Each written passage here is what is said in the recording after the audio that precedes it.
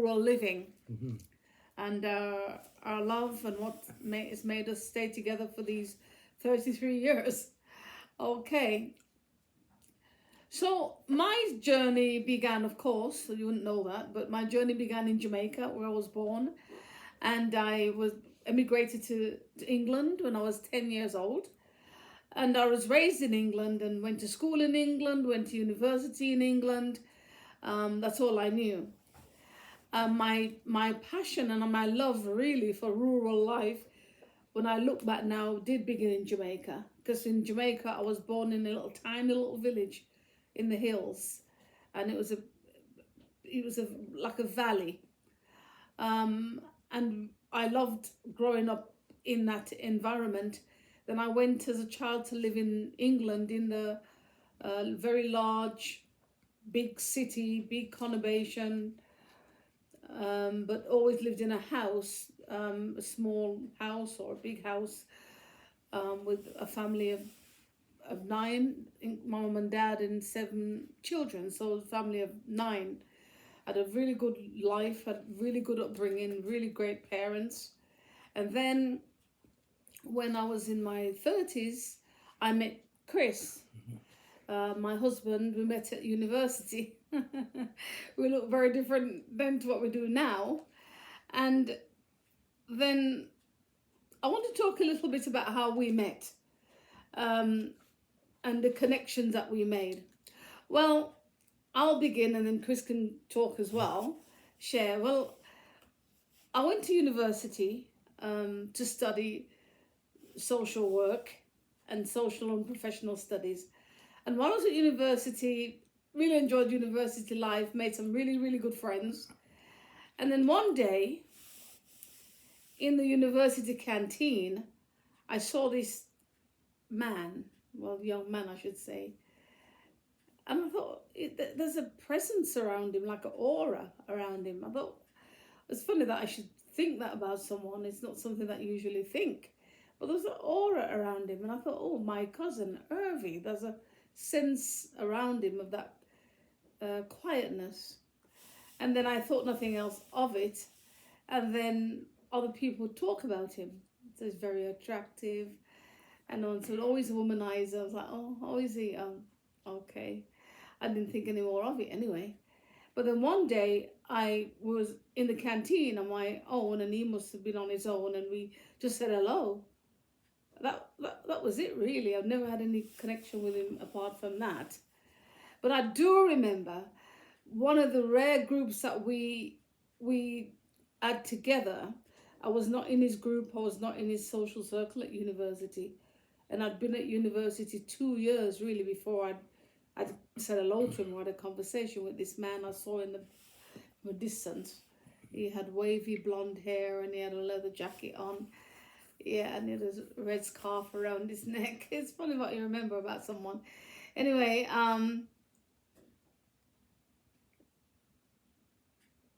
the conversation came more. I'd see him more and say hello to him more. I don't know, that's probably how he came into my circle, as it were. And then I remembered talking to him some more than usual. That was before Christmas 1991, I think. Yeah. Yeah. It would be, yeah. Yeah, and then I said, oh, when I get to London, because I lived in London before I went to university, I still had my flat or my apartment in London, or Victorian house, and I lived in I purchased the upper part, which was my flat. And so I'd go back, but I wouldn't stay there because I rented that while I was at university. And then I just go back to London to work. And they said, oh, we'll connect when you're in London. We connected when I was in London. We'd call and we'd have a conversation.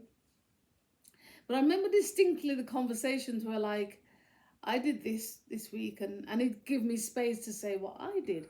I thought it was really interesting. I thought it's interesting that. So we'd have these conversations, really good conversations. And I said, when I come back to the north of England, which is where I went to university, I will make you a meal, a Caribbean meal. And then I started collecting things from the markets in London, from the Caribbean stalls, the yams, sweet potatoes, you name it, I'd purchased it. And then I'd ask the lady where I worked in the children's home at the weekends. She made a special dish from Africa, and I said, "Oh, could you make one of those dish for me? Because I've got someone I'm coming to bring in, inviting to dinner when I return back to my university city, and I would like him to taste his food." And then I remembered it was the 8th of January, 1992. Yeah, I've got a really good memory. And I met him at the door, but I'd already bought these abundance of food from the market and cooked it, laid it out on the table. And he came, Chris, and he bought packets of 2 big packets of photographs from his trips that he'd made to Canada. Yeah. Yeah. Yeah, my trips to Canada, well, my trip to Canada was initially as an exchange student, so I negotiated with our program director to organise a practicum placement in Calgary in Alberta, Canada. Yeah. I had a friend who was from Alberta, who I worked with in the UK for a while, and they always said when you came back, if you ever want to come over, Chris, I'll organise a situation and set things up for you. So that's how it came about, and that was a 4-month practicum. Yes. With the John Howard Society in downtown Calgary, Alberta. Yeah, so that was January, and bit by bit, our friendship, we share this food. He walked in and he thought there was loads of people coming because the table was absolutely jam-packed with all the different Caribbean foods you could imagine, plus his dish from Africa. And it was I was lured there under the pretense it was a party and there were going to be lots of people there. That's what he thought. I became very suspicious. Yeah, that's what he thought when he saw the table. Because usually if he wasn't lured there. I told him that he would be coming to have a meal with me.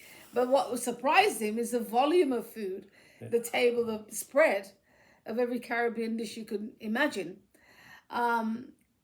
So we ate what we each could of that food, and then Chris began also to share about his memories from his trip to Canada. Mm-hmm. And what a really good night, just talking.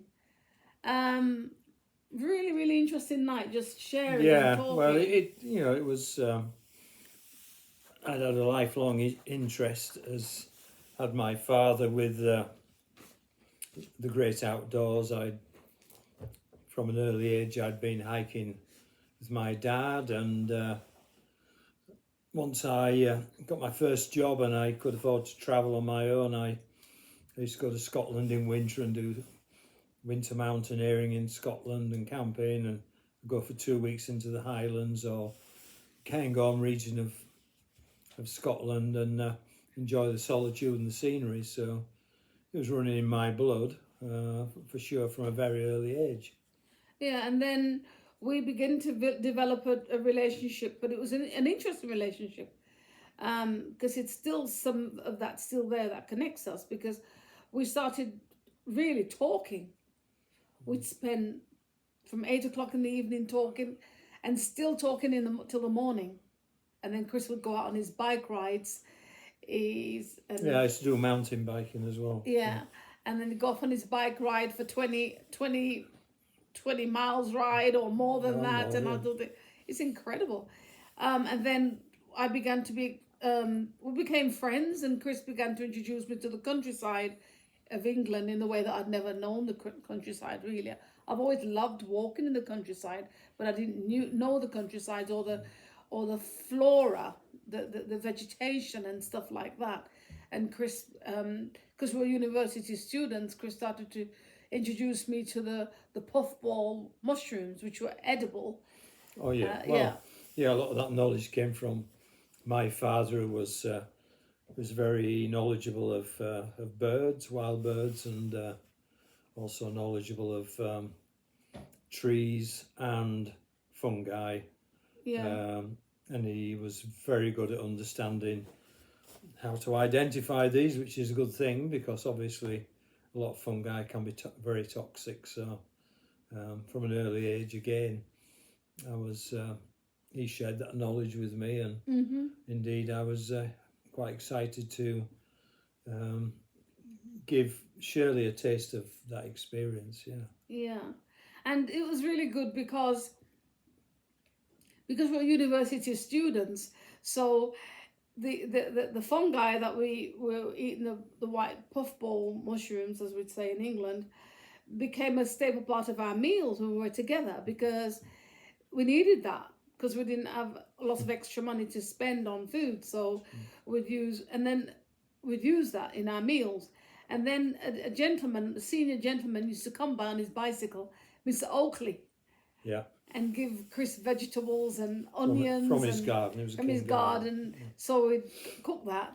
And Chris lived in the countryside in England, so I got used to that rural. And then when we came to nearly to leave university, we decided that we wanted to connect together more and started to be a more romantic relationship. And then we thought I would go back to the city that I came from, the very large city, large conurbations, as I would say, large city. I would go back, but I thought I don't want to go there. I wanted to live in the rural side of the city. I don't want to go back to live in city life. And then me and Chris decided, we're going to take this relationship one step further, and I would go and live in northern England where he lived. And then we began to house hunt with a very tiny budget of what we would have. And then we chose a little tiny village in the end, outside in Yorkshire, tiny village. And we chose to live and purchase this tiny little cottage. Used to be farm workers' cottage. Yeah. Really run down, really damp. Yeah, it was virtually 2 up and 2 down. That's 2 correct, rooms up, 2 rooms down. With a nice little big back garden. Yeah, it had a great garden and great views, right? So. Yeah. I remember when a man came to fix the plumbing, and he came to set the damp line, the damp course, because nothing had been done. The house was damp inside. And damp course to be set in, because it was such an old tiny little cottage with the dark green doors, and at the front doors, picket fences, everyone looking the same outside. And he said to me, when he'd finished working, he said, "Does anyone live here?" I said, "I do." And I sobbed when he left. I thought, oh my God, it's that bad that someone thinks that no one lives here. And yes, we did live there, but it was, we had to get right the damp. The course had to be done. And then so we got this life. It felt like, in a way, that we were like in a cocoon with each other. And we didn't know very much people in that village. No. But as the years got on, we lived there for 13 years. And during that time, me and Chris had a wonderful connection, because Chris loved gardening, so I would garden as well. And one of the things that we had to do was that, so we were still doing university as well as working. So Chris would plant a lot of vegetation so that we could eat. We'd do the practical shopping that we had to do. But also, Chris would plant potatoes, he'd plant onions, he'd plant as many vegetables as he could plant, so that we could harvest and add that for our food. Yeah. And then on the corner of where the cottage was, there was an old orchard. And the apples would just fall on the ground. And then, but me and Chris, we just couldn't see that happen. So we'd go, we'd pick all the apples that fell off the ground and peel them, cook them, freeze them. So then I realised that I didn't realise it really, I just got into it, this passion for food management in the rural setting, and enjoyed that. And we began to get to know our neighbours, with wonderful village life, wonderful village people. And also we had a child in that village too. And we lived in that village for 13 years. So that was my introduction to the rural thing. And to be totally honest, after leaving Jamaica, where I was used to the dark, where I was used to vegetation all around me. I'm used to very sort of frugal living and organization, and having chickens and having pigs and having goats, using goat milk and all of that. I'd gone then to live in um, big city in Britain, where I wasn't exposed to any of that anymore. Yeah, and indeed, when you first came to live in the village where we had our house, you used to be terrified driving through the woodland road Yeah, at that's night, right. didn't you? Yeah, I was petrified because there was no street lights. And what did I say to you? And Chris gave me this big massive knife, and he said, "Put that underneath the seat." I went, "Oh my God, this is huge! This knife! I wouldn't be able to even use it because I'd be petrified of it." But he put it underneath the seat so that when I drove through the dark country lanes, I'd feel protected, but I don't know how because it was there, but I would never use it. I was petrified of it. So, but then as the years got on, I really loved the country life. Loved the Well, we had a passion. nice river behind the house, didn't we? Yeah, there's a river behind our house. I mean, we had I mean, in Canada it's not much, but back in the UK, if you live on 1/4 of an acre of land, that's a fair size. Yeah, And but beyond our property boundary were some. It was very flat, so it was the floodlands, and in winter it used to flood, and we used to have tens of thousands of wildfowl on there, and maybe 400 meters or 400 yards from the house, there was a very pretty little river, winding river. Yeah. So in summer we'd canoe on the river, and you'd see all the wildlife on the river, and in winter we could actually canoe over the fields where in some of the cattle and sheep were grazing. Yeah. So it was a very interesting environment. Yeah, and the whole idea of black woman mountain living is coming from that whole thing, because through Chris then I got a passion for canoeing. I'm quite a good oarswoman, really. I can paddling on the lakes of England and all the rivermore of England, rivers in England. And then if we had no money to you know, because we had a little mortgage, we had a little boy, so if we couldn't afford a holiday, which we always had a holiday, we'd go camping. Or we'd go to the Lake District, as it were, in England, and spend an evening, 2-3 days in the Lake District, going around the old wonderful cottages. But if we really couldn't afford that, we would borrow Chris's mum and dad's boat called Emma, and we would go along the river for a week. Yeah. That was our... Yeah, it was a small sailboat. Yeah, and we'd go, that was our holiday with the little boy. And I remember one holiday, he lost his Wellingtons or his mud boots in the river. So there's no mud boot which you need on a river with a little toddler. So we had to go all the way back down the river and meet Chris's mom and dad at a special place where we met them, and they bought a brand new pair of Wellingtons, as we'd say, but mud boots for the little nipper to have to put back on, and he adjusted to that. You know, in the tiny little sailboat. That was our holiday for maybe 2 weeks, I think. Yeah. Yeah. So that's my love and passion for the outdoors. So we've got, you know, that's probably the introductory story that preempted us at some point to take a trip to Canada. Yes. You know, I loved Canada, and I could, you know, fantasize about being there, the big open spaces and huge diversity of wildlife and opportunities, and I kind of talked Shirley into that. She said, "Yeah, we'll do a trip." We'll do it. Yeah, we did. When was our first trip? 1990 something, wasn't it? 1995. Yeah, early 1995. Yeah, we came, and we explored Calgary first. Yeah, because I'd friends in Calgary from being a student here. I'd kept in touch with them over the years. So yeah, that was our first trip.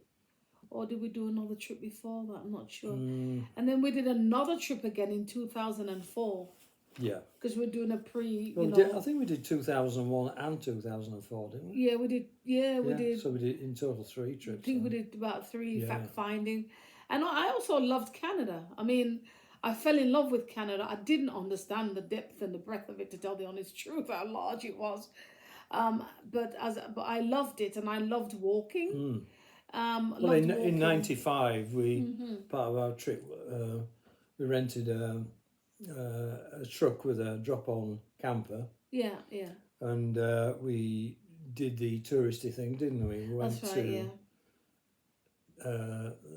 Rockies, Banff and Jasper and that area. Mm-hmm. Mm-hmm. So I mean, it's very spectacular scenery there, and but we were also at the same time asking ourselves the question: what would work opportunities be and for people with our background and experience and qualifications, right? Yeah, that was part of the exploratory. Yeah. And then finally in 2004, we came to Canada. We emigrated. And then for 7 months, we lived again in just outside of the city. And I couldn't tolerate it. I just couldn't stand it. No, it's like a well, it was 12 minutes from the city centre, Mm-hmm. but it was a community of probably 2,000 or 3,000 population. Yeah, Like and a suburb in a way. the community was fantastic. So when I say I couldn't stand it, nothing to do with the community. No. Because the people were the most beautiful people. We still have contact with a few of them, and they made us welcomed. With our son had a really nice time in the school. It was lovely. Had a good school there Yeah, as well. really good school. But the problem was for me is being hemmed in by people. So I think this is one of the good things about doing an introductory to this channel, so people can understand a little bit more about why the channel is. So you see the journey. So we, the Caribbean, England, then English countryside, then Canada in the city, just outside the margin of the city. I couldn't cope. I thought, well, we had 7 months there, and I thought we just can't do this. No, we're renting. So we're renting. And our view was it was. Ultimately it was dead money, wasn't it? Yeah, so, and we wanted to be rural we again. were in the process of selling our home in the UK, which was, we thought we'd sold it before we left, and then the people pulled out, didn't they? So we were quite anxious to get it back on the market and move it on. So it's a friend of ours who lived on his own, and he agreed to house sit. Until the sale went through, which worked out really good for all of us, right? Yeah, and then we started to think in Canada now, what are we going to do? So then we found a 1,200 square foot house. It was really fundamentally a good house, but had some work to be done to it. But it was on 34 acres. So we again breathe a sigh of relief. We're not surrounded and hemmed in by people. Thank God. Well, that was in an area which was 25 kilometres west of the city of Kamloops. Yes. That was in a semi-arid desert location, which from anyone coming from Britain, that's quite the novelty, right? At first, yeah. I mean, it's when you see wall-to-wall sunshine and high temperatures in summer and not a cloud in the sky, it's very you're living in a somewhat alien environment that you've not seen before. It's very exciting, to say the least. Oh yeah, it's wonderful. And also when we have family come from the UK visit, they think they're in heaven. Actually, well, then all they needed to cool themselves down on this freaking really, really, really hot deck is just a good slice of melon. Just keep bringing the watermelon out and everyone's happy. But within 15 minutes, everyone's frying because it's so hot. So, but for the British, that's wonderful. But as we lived there more and more, we realised that you can't live like this, because also you didn't have the mixture of trees.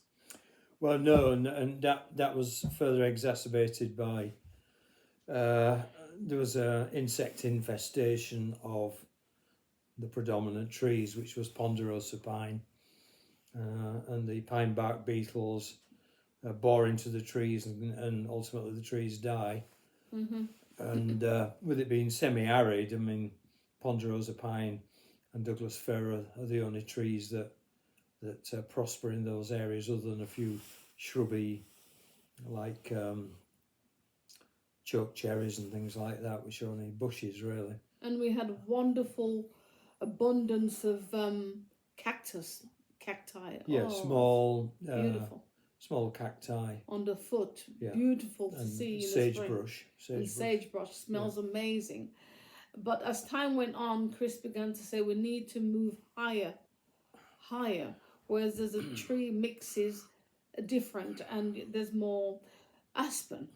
Yeah, so I suppose in a sense that's, bringing a little bit of what's more familiar back into our lives. We lived in an area where there was some nice woodland, maybe a mile from our house. So, we spent a lot of time in woods and on hills and whatever, much more temperate climate. So, we spent quite a lot of time. We had a business north, 3 hours north of where we live now, 4 hours north, and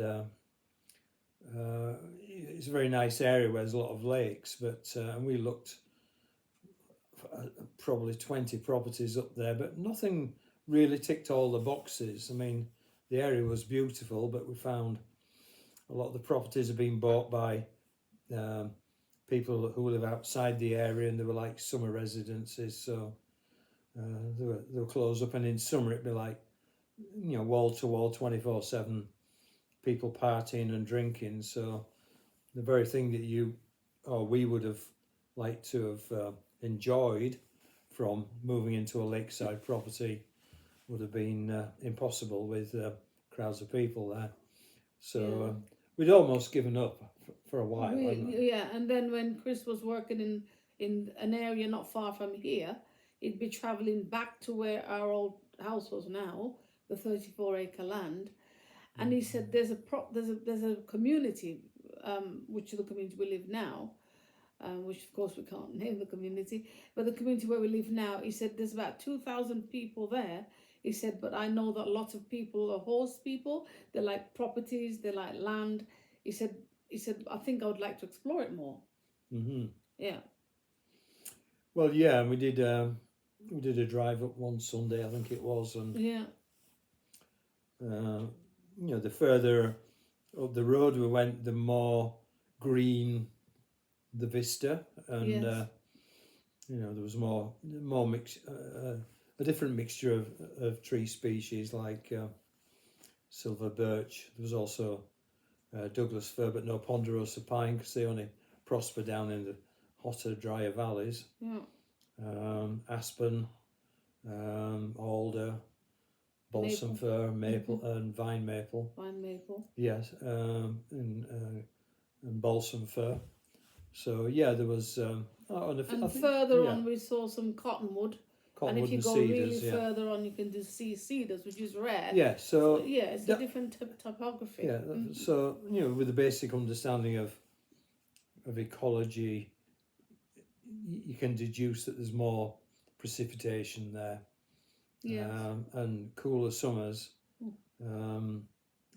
which when you're living in 40-something degrees centigrade, if you want to work outside, forget it, because that heat. It's fun for a while if you're sunbathing, but if you want to, I'm an active person. I like to be doing stuff all the time, and that kind of heat knocks it out of you. So, maybe having 5-7 degrees cooler temperature where we live now, and more snow in winter, which we don't mind. Well, I don't mind the snow.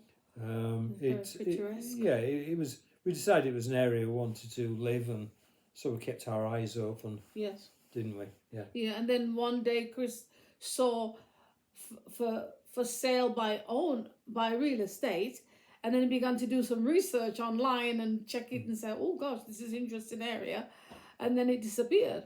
And then he went back online again a few weeks afterwards and said, oh, the same properties for sale by owner. But it's interesting when we tell stories is that so many years ago, me and Chris had gone camping with our son when he was a little boy, more like 12, 13, not such a little boy, a boy, with one of his best friend's parents. And they were we'd go camping with them quite a few times. And we love the fact that of the acreage, the plot of land, and how it all looked. And then Chris said, he said, my dream one day in Canada would be to live on a land which is more or less surrounded by crown land. Yeah. So that was his heart's desire, that it's spoken Yeah. into the atmosphere. And Crown Land is exactly that. It's it's a land that cannot be developed and is essentially wild land. You're not even allowed to harvest firewood off Crown Land unless you get a certificate, and that governs the amount you can take. I mean, most people who go on Crown Land are people who work for forestry or recreational snowmobilers and hunters from September when the hunting season opens. People hunt game on Crown Land, so that's the kind of area we thought would suit our needs, right? Yes, and here we are, exactly this house for sale by owner fitting that criteria. We're surrounded by crown land, apart from the road down at the bottom where not many people come, and now the land, because we're now on 20 acres of land, and our neighbours are so far away from us, they don't see us, we don't see them unless we really invite each other around. No, they're probably 400 metres away, but Yeah. you never see them because it's dense forest where we Yeah, live, you can't even see their house in forest, summer, yeah. but they're there. So, and we're here in this rural setting, which is the criteria that we'd set many years ago. And then so we had to make some decisions as how we will live in this rural setting. And so this is what this channel is about as well. But I think it's, rather than jumping in showing my viewers and my members and my subscribers this, that and other, I thought for this channel it's really important to let people understand the journey and also the connection that me and Chris have. When you see Chris in the background or in the foreground of our sharing our experience, and then say, well, how there's a connection. So there me and Chris have a connection spanning over 30 years. Yeah. And often we think, well, how did this happen? And there's still a lot of things on YouTube, we're an interracial couple. Well, me and Chris don't see ourselves as an interracial couple. We see ourselves as a couple from different ethnic background. Oh, very much so, yeah. Yeah, but fundamentally we're two human beings. There's a lot of different demographics. I mean, yeah. I grew up in a, what you would probably refer to it in England as a northern town, built on industry, mostly shipbuilding, and not too far from coal mines either. Yeah. And in the process of me growing up, even into my late teens, to see even one black family was unusual. Or never mind to be very working class town, yeah. essentially, and obviously some element of racism there, but I was never in my value system, nor my parents were really into people. that whatsoever. Yeah. So, but and whereas Shirley, as an immigrant to the second largest city in the UK, and from a large family, and I'm an only child, so I didn't grow up with sibs, but it's very come from, and Shirley was family a very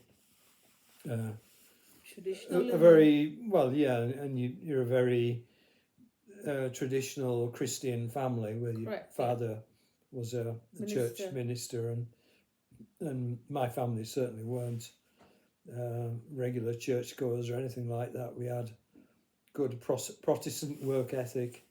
I mean, our family are a bunch of hard workers, and our family in general, our family values are live and let live, and love thy neighbours as thyself, and and I mean have an interest not just in your immediate surroundings but in in the world. And my parents, post retirement, they travelled vast in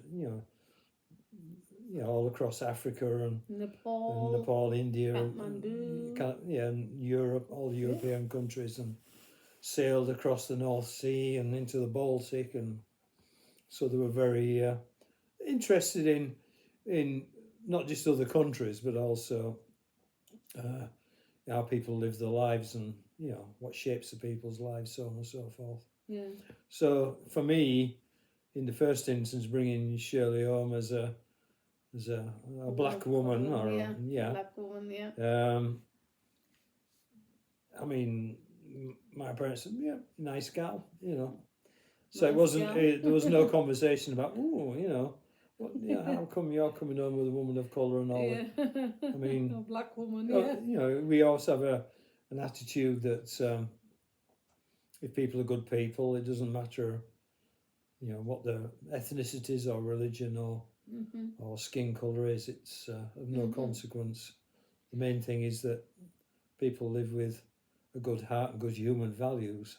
And I think that's another part of the thing about when people look at me and Chris, is that this phenomenal connection, because I'm also made that connection with Chris's parents. And they were very kind to me, and I mean really, really kind to me. Good, salt of the earth people, wonderful. Loved me as if I was their own child in a way. We'd go on holidays together. People say at work, "Oh, mother-in-law jokes," and I'd be like, "Sorry, I can't make mother-in-law jokes." "Oh, just don't be so deadbeat." I said, "Well, I couldn't really do mother-in-law jokes or unkind, because this woman is so kind to me, just heartfully kind to me." And then when our son was born, so beautifully kind to her grandchild, that I just couldn't find it in myself to go to work and say jokes. Yeah. Because I can make a lot of jokes. I'm a very funny person. I love a good laugh, but not laugh at people who've been so kind and so good to me. So even though and Chris has a daughter from his first marriage, and I call her my daughter from another mother, because she's been in my life since a little girl, and now she's a woman in her 40s, and so she's known me. I've known her for most of her life. Yeah. And I love her. I do love her as if she's my own child, because I had no choice, because she was my own child, and she's the only as close I came to having my own child before our child was born. Yeah. So there's that level of level of our connection. Yeah, and I think that reflecting on what I've just said about my family values and not stepping back and contemplating the wisdom of marrying someone who's different. Well, I don't want this to come over the wrong way, but it's we're educated people. We're educated people. I mean, I'm the most academic person in the family, but my dad was he'd been to college, but not to do a degree, and my mum was, back in the day, what you would call a mother and a housewife, but they'd always had this, as I said earlier, this curiosity and interest to learn. So there was no bigotry born from fear and sense of we have to keep ourselves to ourselves. So I just wanted to add that as part of the conversation. Yeah. So not only have we found a special type of love and a special connection, but through Chris, I've learned to explore the wild, explore the nature in a way that I had never explored before, to tell the truth. Yeah. I mean, overall, it's, for me, meeting Shirley's family has been good. But there was a couple of little challenges early days, wasn't there? Yes, there were, yeah. But, I'd been to family events where there might be 200 or 300 people and I'd be the only white guy there.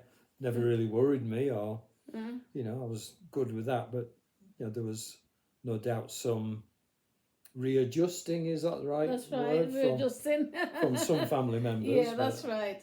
And it's probably a truism, as the truth of life, isn't it? Because for some people, they, even though we're from the same family, people have their own views. So we've connected over the years, and me and Chris have we have a deep love, a good love, and we've had a wonderful life as young people together, dancing, having a young child, going out, going on holiday, spending time together, canoeing together, walking And we had together. a big social circle in the UK as well, didn't we? And fairly growing circle of good people here in the mountains here, as time has gone on. So we looked at how we met, some of the connections that we have, and I suppose this last piece we want to discuss, so that when you see me out as a black woman, mountain woman, you'll see a little bit more of me, understand a bit more of me. Yeah. So the big journey that me and Chris have had in the last 6-7 years has been the building of this house that we're actually in. Yeah, and that's It's the biggest challenge we've ever had. I always like to approach things as an adventure, and as such, I'm excited and stimulated by adventure in whatever form it comes. But and I'm certainly not a naive person, and I did foresee that it was not going to be easy to go down the route of getting permission to build on the land where we live. Because there were no services on here. No, it's just wilderness. Yeah, wilderness. Let's call it land. wilderness. Yeah. Not even, there's no main sewerage, there's no mains electricity, no telephone poles. Well, there is, but on the highway. Yeah. So you're literally going from a built-up conurbation, albeit in a rural location, to almost camping. Yeah, camping. But you're not just there for a week's or 2 weeks holiday, having fun by a lake. Mm-hmm. You know you're going to be there 24/7, and you know the weather's going to get bad. Mm-hmm. And you know there's going to be challenges when you build. Yes. And you know you're going to have to do a lot of physical work, which, I have a background as primarily someone who works from a desk. Mm-hmm. Even though I'm not afraid of hard work, but there was certainly a phenomenal amount of hard work, a lot of frustration, and occasional questioning. But our sanity. Yeah, but and I think a key thing is I've talked to other people or read books about other people who's gone on these kind of ventures, and it's been the making or the breaking of the relationship. Yes. And I think to some degree that is a decision that people make. It's you can either fold up when things get bad and start pitching on each other, and changing the story to one of, well, I didn't really want to come here anyway, so we're done, we're out of here, bye, have a nice life. But you can either go that way, or you can be mature and grown up and say, we're going to work better as a couple, we both have the same objective, and the sooner we suck it up and dig deep and find resilience, the sooner we'll have this our vision will become reality. Yes, and because when we first came on the land, we lived in a little old RV that we used to use to go camping in. 20 foot long. Yeah, and because it was really old when we purchased it anyway, by the time we came here and parked it on the land, it was full of mice in the ceilings. So at night, mice running up and down. And then the other thing is that we'd got we'll talk about that on a different video, how we planned the whole thing, because we decided to buy two 20-foot trailer. Yeah, from ground zero forward, it'll be in the next video. Yeah, because we'd got a 20-foot trailer, and then so all of our belongings are in 20-foot trailer, and then we had a few belongings that we had to live with day to day. 24 foot was the trailer, and the RV was 20. Yeah, 20. Yeah. Which is like a van, isn't it? Yeah, that's right. And then when our son and grandson visit, we're there to camp outside in a little tent in the summer. And then, so by the winter, we needed the sixth Yeah, birth. but we'll talk about Yeah, we'll that. talk about that next time. So this is the introduction, and I'm calling this whole thing the journey. So if you're on a similar journey, you could join us as well and tell us where you are in that journey, and we'll have some pictures of where we started from the foundation, moving all the way up to now when we're actually in a house with the roof on and lights and all the services. So thank you for watching, and hopefully we've done a good introduction of ourselves. Yeah. And I'll be primarily on my own some of the videos, but it's always a joy for me to have Chris, because our life is a shared story, right? So that we both of us can be involved in the videos as well. Especially a lot of the videos, especially in the summer, will be outside. The winter will be outside also.